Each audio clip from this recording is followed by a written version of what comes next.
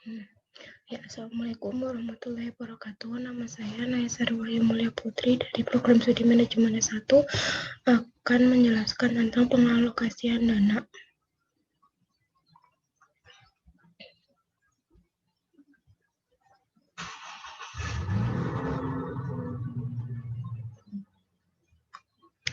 Yang pertama ada pengertian kredit dan pembiayaan. Kredit dan pembiayaan adalah dua hal yang berbeda. Kredit adalah penyediaan uang atau tagihan yang dapat dipersamakan dengan itu berdasarkan persetujuan antara pihak bank dengan pihak peminjam. Lalu pihak peminjam itu wajib membayar bunga di waktu yang telah ditentukan.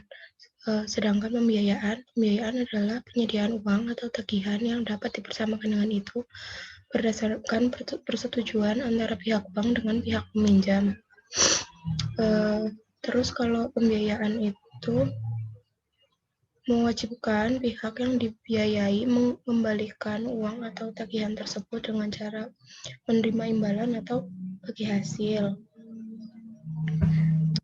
Lalu ada tujuan kredit. Tujuan kredit itu ada 3. Yang pertama, mencari keuntungan, yaitu untuk memperoleh hasil dari pemberian kredit. Kedua, membantu nasabah, yaitu membantu nasabah yang membutuhkan dana maupun yang membutuhkan modal usaha. Lalu ada membantu pemerintah. Semakin banyak kredit yang dikeluarkan oleh bank, maka akan semakin baik.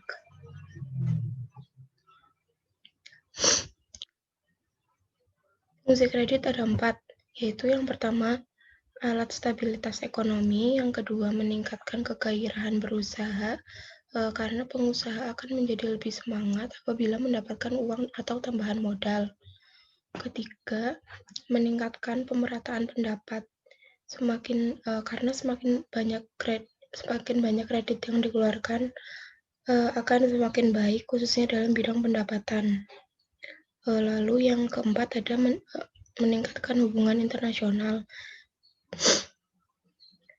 karena dapat meningkatkan saling membutuhkan antara penerima dengan pemberi. Lalu jenis-jenis kredit. Jenis-jenis kredit ditinjau dari segi pertama ditinjau dari segi kegunaannya. Yang pertama itu kredit investasi biasanya digunakan untuk keperluan perluasan usaha atau pabrik baru. Lalu ada kredit modal kerja. Fungsinya untuk keperluan meningkatkan produksi internasional. Jenis-jenis kredit yang kedua itu berdasarkan segi tujuannya. Yang pertama ada segi produktif, segi konsumtif, dan segi perdagangan. Kalau segi produktif itu digunakan untuk peningkatan usaha atau produksi, kredit konsumtif itu digunakan untuk konsumsi secara pribadi, sedangkan kredit perdagangan digunakan untuk perdagangan atau biasanya digunakan untuk membeli barang yang dagangannya diharapkan dari pembelian barang tersebut. Yang ketiga, jenis-jenis kredit yang ketiga itu ditinjau dari segi jangka waktu. Kalau yang jangka pendek itu memiliki waktu kurang dari 1 tahun. Jangka menengah memiliki waktu berkisaran 1 tahun sampai 3 tahun. Itu biasanya kredit yang untuk investasi. Lalu ada kredit jangka panjang.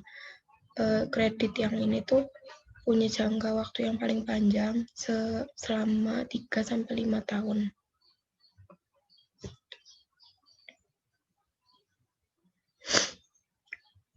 Jenis-jenis kredit yang keempat yaitu yang dilihat dari segi jaminan. Kalau yang dengan jaminan itu, setiap kredit yang dikeluarkan akan dilindungi senilai jaminan yang diberikan oleh debitur. Kalau yang tanpa jaminan itu diberikan dengan melihat prospek usaha dan karakter serta loyalitas nama baik si calon debitur ini. Terus ada jenis-jenis kredit yang kelima itu ditinjau dari sektor usaha. Ada pertanian, peternakan, industri, pertambangan, pendidikan, profesi, dan perumahan. Lalu ada jaminan kredit. Kredit yang dengan jaminan itu Ada 3 macam. Kalau jaminan berwujud itu kayak tanah, bangunan, motor-motoran, mesin, atau peralatan. Kalau yang tidak berwujud itu ada sertifikat tanah, obligasi, terus rekeningnya dibekukan. Terus ada jaminan orang. Jaminan yang diberikan kepada seseorang ketika kredit tersebut macet, maka orang tersebut yang akan menanggung resikonya. Jadi menggunakan nama baik orang tersebut. Terus ada yang tanpa jaminan. Kredit ini tuh bukan menggunakan barang tertentu. Biasanya diberikan untuk perusahaan yang benar-benar profit dan profesional. Terus ada 5 prinsip pemberian kredit, yaitu yang pertama karakter. Karakter itu harus dilihat dari sifat atau watak orang tersebut. Harus benar-benar terpercaya. Terus ada capacity.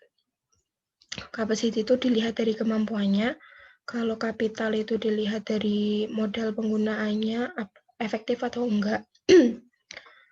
Terus ada kolateral. Kalau kolateral itu dilihat dari segi fisik ataupun non-fisik. Terus ada condition. Condition itu melihat kondisi ekonomi politik di masa sekarang dan masa yang akan datang.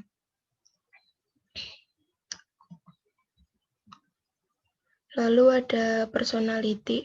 Personality itu berarti melihat nasabah dari segi kepribadiannya. Terus ada party, mengklarifikasikan nasabah berdasarkan klarifikasi tertentu. Ada purpose, mengetahui tujuan nasabah mengambil kredit. Prospek itu berarti menilai usaha nasabah di depannya ke depannya menguntungkan atau tidak.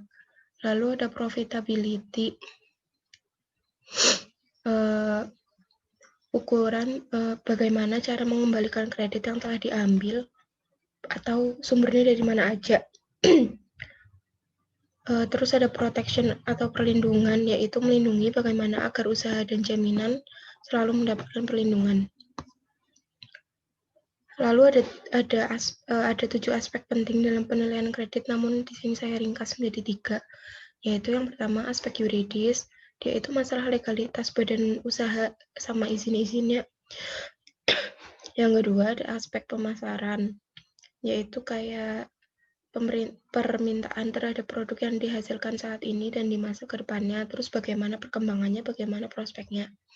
Ada aspek keuangan, yaitu sumber-sumber dana yang dimiliki untuk membiayai usahanya dan bagaimana penggunaan dana tersebut.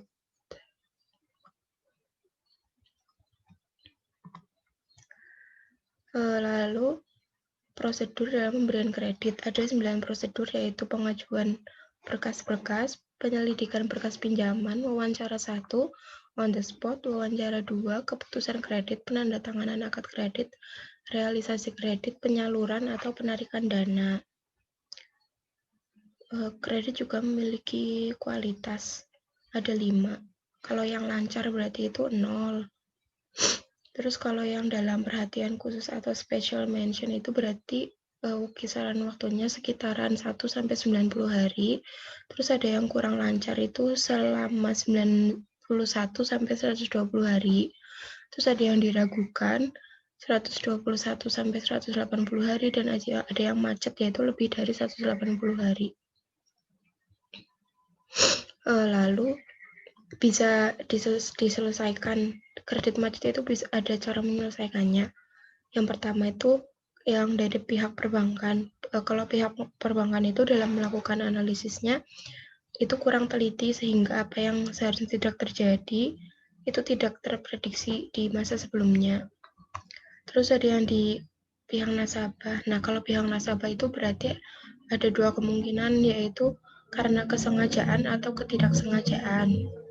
Nah, yang terakhir itu ada penyelesaiannya. Yang pertama dari rescheduling, itu memperpanjang jangka waktu kredit dan memperpanjang jangka waktu angsuran. Ada reconditioning, yaitu kapitalis bunga yang dijadikan utang pokok, penundaan pembayaran sampai dengan waktu tertentu, penurunan suku bunga dan pembebasan bunga. Terus ada restructuring, yaitu penambahan jumlah kredit sama menambah equity. Lalu yang keempat ada kombinasi, dan yang terakhir ada penyitaan pinjaman. Demikian yang saya sampaikan. Terima kasih. Wassalamualaikum warahmatullahi wabarakatuh.